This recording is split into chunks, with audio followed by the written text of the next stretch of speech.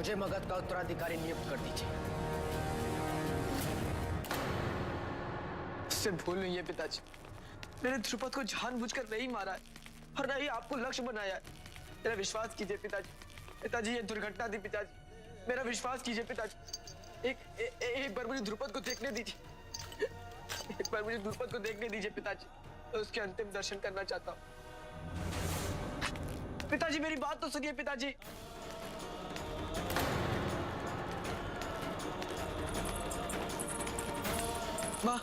माँ ये दुर्घटना थी, आप तो मुझ पर विश्वास करिए माँ।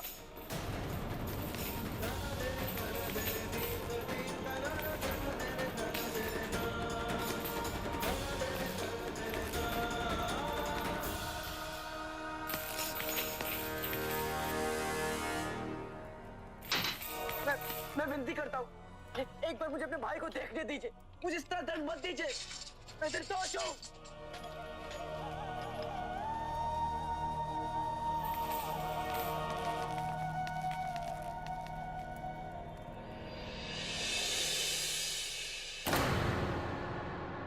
अशोक को तो मृत्युदंड मिल जाएगा, पर आपकी भविष्यवाणी सच नहीं निकली। मैंने कहा था सम्राट की मृत्यु होगी। उस दिन सम्राट ध्रुपद था, मर गया, जबकि तुमने अपनी मूर्खता से वो भस्म धर्मा की बजाय हेलेना को पिला दी। सम्राट कोई भी हो, तुम्हें युवराज बनने से कोई नहीं रोक सकता।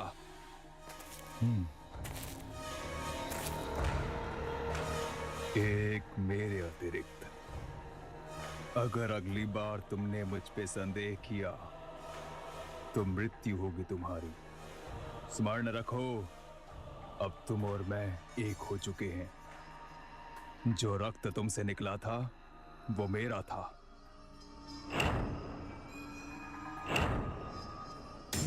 जिसकी आहुति मैंने पिशाचों को दी है, और धीरे धीरे तुम्हारे शरीर का सारा रक्त बह जाएगा, और उसके स्थान पर जो रक्त तुम्हारे शरीर में भरेगा वो दुष्टता और बुराई से परिपूर्ण होगा। मेरी शरण में आए हो, मैं जैसा चाहूंगा तुम्हें वैसा ही करना पड़ेगा। क्या आपको भी लगता है कि अशोक आपकी हत्या करना चाहता था? क्या सभा में वो अपनी निर्दोषता प्रमाणित नहीं कर पाया, इसका मतलब वो दोषी है, अपराधी है, राष्ट्रद्रोही है? जो दुर्भाग्यपूर्ण दुखद घटना हुई, उससे अशोक भी स्तब्ध था। वो ध्रुपद से बहुत प्रेम करता था। वही ध्रुपद अशोक के तीर से मृत्यु को प्राप्त हुआ है धर्मा। संभव है कि ये भूलवशी हुआ, किंतु ये भूल भी ना होती यदि अशोक अपने अहंकार को शांत करने के लिए उशीम की चुनौती स्वीकार न करता। ये प्रमाण है कि अशोक में महत्वाकांक्षा कूट कूट कर भरी है, कि वो उचित और अनुचित में भेद करना ही भूल गया है, केवल जीतना चाहता है सबसे। सिंहासन के लोभ ने उसे अंधा कर दिया है धर्मा। मैंने उसे जन्म दिया है, पाला है, और मैं जानती हूँ सिंहासन के लिए वो अपना विवेक कभी नहीं खो सकता है, क्योंकि ना ही हमारा पुत्र महत्वाकांक्षी है और ना ही उसे सिंहासन का कोई लोभ है। लोभ नहीं था, महत्वाकांक्षा नहीं थी, फिर भी उसने सिंहासन मांगा ना, सबके समक्ष, जानते हुए भी कि सिंहासन का अधिकार केवल ज्येष्ठ पुत्र का होता है। इस बारे में हम पहले भी चर्चा कर चुके हैं और मैं आपको बता चुकी हूँ कि वो आचार्य चाणक्य को दिया हुआ अपना वचन पूर्ण करना चाहता है, उनके स्वप्न को पूर्ण करना चाहता है। स्वप्न पूर्ण करने की इच्छा ही महत्वाकांक्षा का रूप ले चुकी है धर्मा।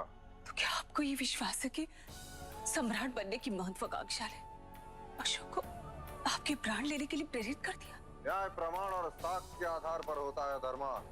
तो क्या आरोप को सिद्ध करने के लिए आरोपी का उद्देश्य और उसकी मंशा का प्रमाण भी आवश्यक होता है? मैं आपसे जानना चाहती हूँ, क्या एक पिता को उसकी मंशा पर कोई संदेह है? जानना चाहती हूँ मैं आपसे सम्राट, क्या दंड निर्धारित किया है आपने अशोक के लिए? सम्राट पर आक्रमण करना एक राजद्रोह है, और राजद्रोह का दंड तुम भली भांति जानती हो। फिर भी मैं आपके मुख से सुनना चाहती हूँ। सम्राट के सामने एक पिता विवश हो गया आज धर्मा। मैं अशोक को क्षमादान नहीं दे सकता। जो उसने किया है उसके लिए केवल एक ही दंड है, मृत्युदंड।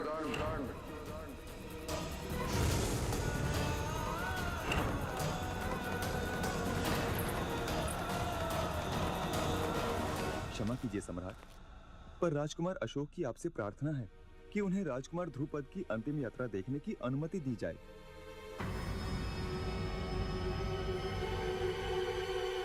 ध्रुपद उठ जाइए ना। आपने तो हमें कहा था कि आप रात को बिना सोए हमसे कहानियां सुनेंगे। आपको पता है ऐसी कितनी सारी कहानियां जो हमने आपको नहीं सुनाई, हम सुनाएंगे। ऐसे जन्मदिन के दिन सोना नहीं चाहिए ना ध्रुपद। उठिए ना पुत्र, अपनी माँ से बात करिए, उठिए ध्रुपद।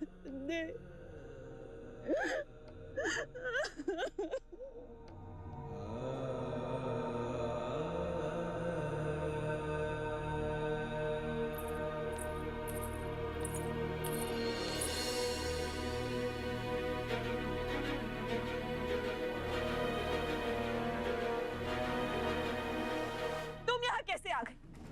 किसने आने दिया तुम्हें? जिसके पुत्र ने हमारे पुत्र के प्राण ले लिए, कभी प्रसन्न नहीं रह सकोगी तुम। हाय लगेगी तुम्हें हमारी। जाओ।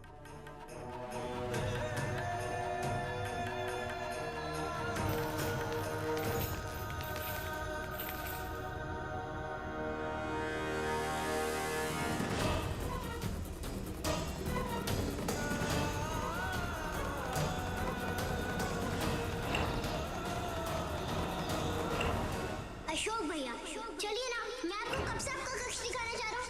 चलिए। होने को कौन टाल सकता है?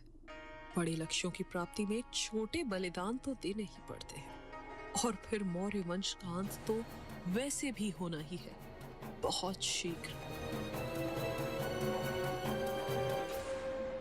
सुशील भैया को आज मैं एक अविस्मरणीय उत्सव आयोजित करने का कार्य सौंपता हूँ। सलामत भैया उनकी सहायता करेंगे। तुमने जिनका साथ दिया वो सही नहीं थे द्रुपद, और तुम्हें अशोक से समीप का मूल्य चुकाना पड़ा। शीघ्र यही बात सम्राट भी समझ जाएंगे। किसी को भी स्मरण नहीं था कि मेरा जन्मदिन आज है। किसी ने भी मुझे बधाइयाँ नहीं दी, अपना आशीर्वाद नहीं दिया।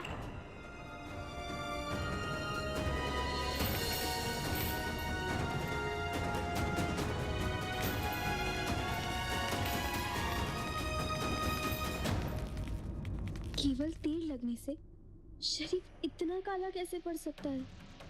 कहीं ये कोई सच में षड्यंत्र तो नहीं था?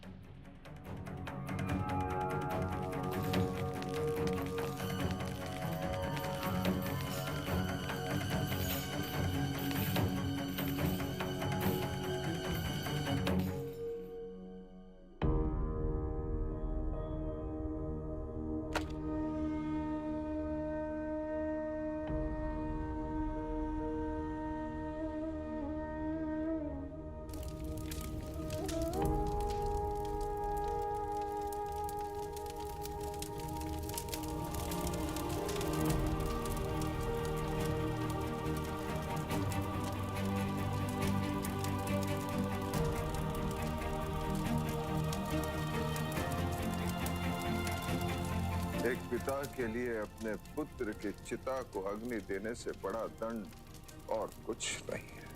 इनमें से आज एक मर गया तो क्या, अभी बहुत सी चिताओं को अग्नि देनी है तुम्हें, और फिर तुम्हारी अपनी चिता को अग्नि देने वाला कोई नहीं बचेगा। ध्रुपद को जो तीर लगा उस पे विष था, और अशोक ने जो तीर मारा उस पे विष नहीं था। तुम कहना क्या चाहती हो करोगे? यही जो तीर ध्रुपद को लगा वो अशोक का तीर नहीं था। मैं जानता हूं तुम अशोक के बचाव में हर संभव तर्क प्रस्तुत करना चाहती हो। प्रमाण सबके सामने हैं। अशोक का पूरा परिवार उसके विरुद्ध है, यहां तक कि सम्राट ने उसे अपराधी मान भी लिया है। हमें लगता है अब कुछ नहीं हो सकता। जो अंत सही नहीं वो अंत नहीं होता, और ये अंत सही नहीं है।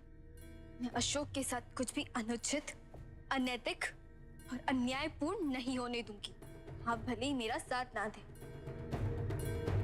पर कोई ऐसा अवश्य है जिसे अशोक की निर्दोषता पर पूरा विश्वास होगा।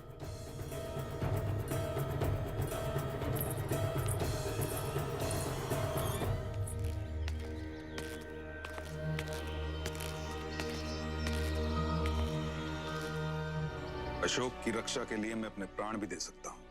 हमारे पास एक ही विकल्प है, हमें अशोक को बंदी गृह से बाहर निकालना ही होगा।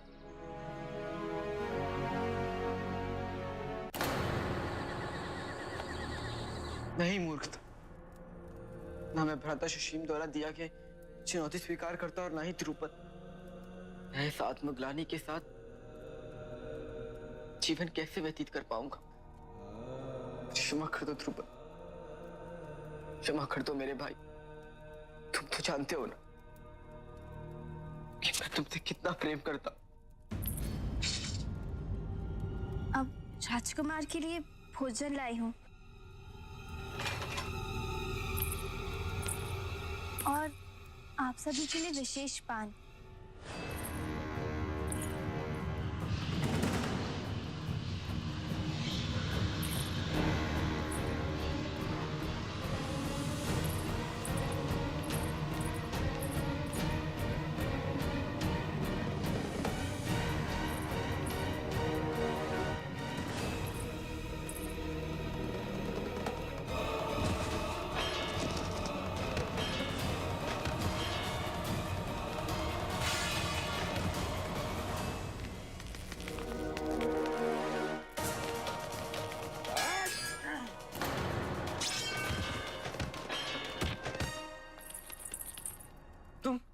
तुम यहाँ क्या कर रही हो? तुम्हें यहाँ से बाहर निकलना होगा, जल्दी। नहीं कौरवकी, मैं ऐसा नहीं कर सकता। ये प्रश्न उत्तर का समय नहीं है।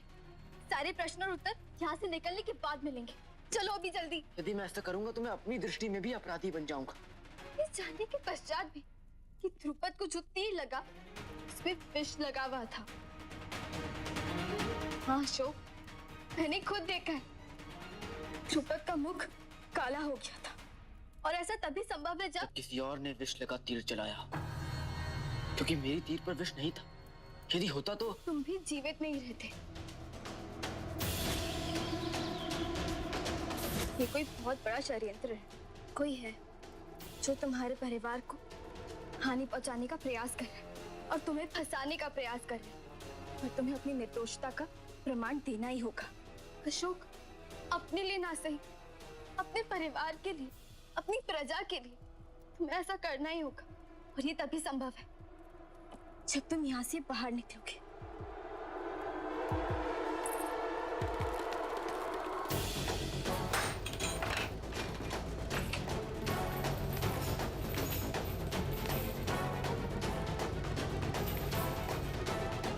मैंने उस बाण को राजमाता द्वारा दिए गए विष से विषाक्त कर दिया था। ये बहुत अच्छा किया तुमने। आप लोग निकलिए, मैं इन्हें रोकता हूँ।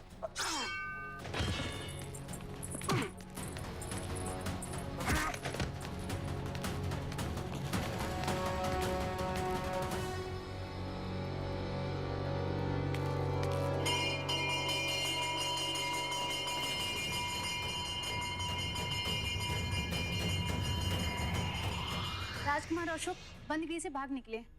क्या?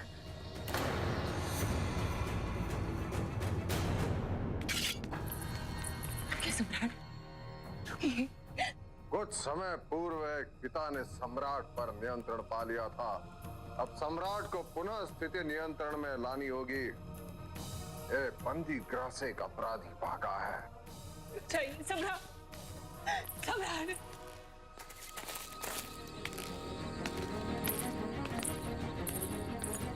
देखो, मैं यहाँ पे था, मैं यहाँ पे खड़ा था और मैंने यहाँ से तीर चलाई थी और मैंने यहाँ लक्ष्य साधा था।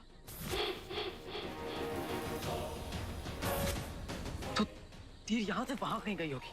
यदि ध्रुपद को कोई अन्य तीर लगा है तो तुम्हारा बाण वही होना चाहिए।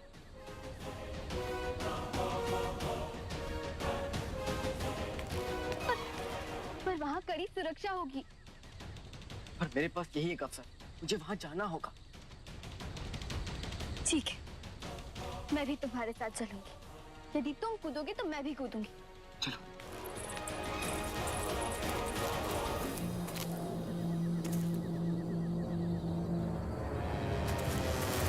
जो अशोक ने किया ही नहीं, उसका दर्द उसे मत दीजिए।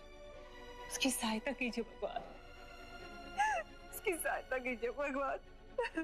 अशोक भागकर बहुत बड़ी भूल कर रहा है। ऐसा करके वो सबकी दृष्टि में और भी बड़ा अपराधी बन जाएगा।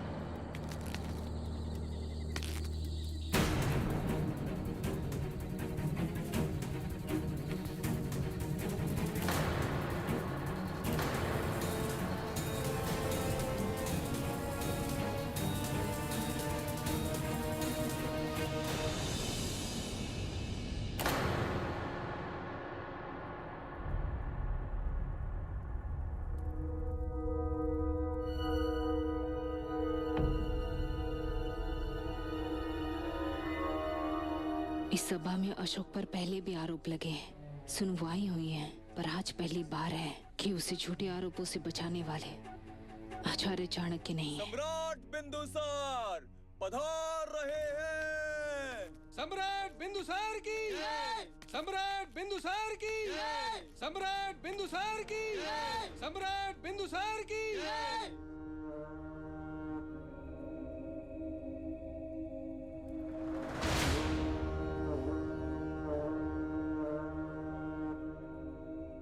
आप जिसकी प्रतीक्षा कर रहे हैं वो कल रात बंदी गृह से भाग गया। अब कोई संदेह नहीं है कि वो अपराधी है। द्रुपद का भी, आपका भी, संपूर्ण मगध का भी। इससे ये भी सिद्ध होता है कि वो मगध की न्याय व्यवस्था का, आपके द्वारा किए गए न्याय का सम्मान नहीं करता है। उसे भगोड़ा घोषित करिए। वो लौटेगा, अवश्य लौटेगा। वचन दिया है उसने मुझे।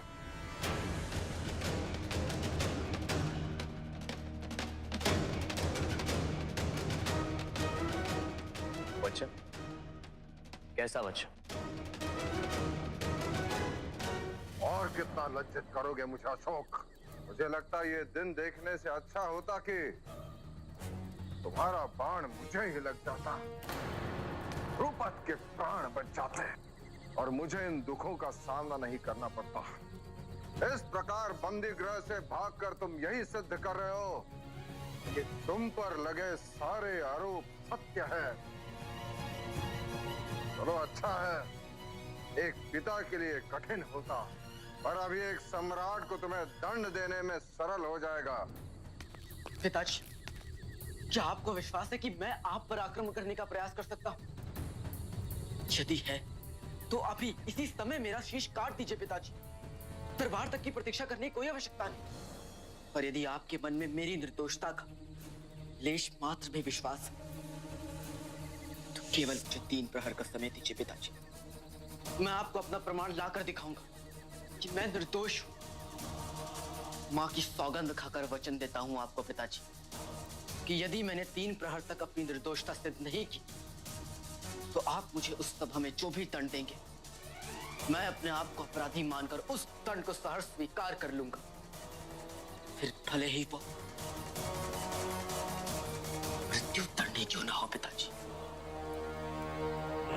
और आपने उस पर विश्वास कर लिया जिसने आपके हत्या करने के प्रयास में हमसे हमारा ध्रुपद छीन लिया। उस अवधि को पूर्ण होने में अभी 30 क्षण शेष हैं। मैं तब तक प्रतीक्षा करूंगा।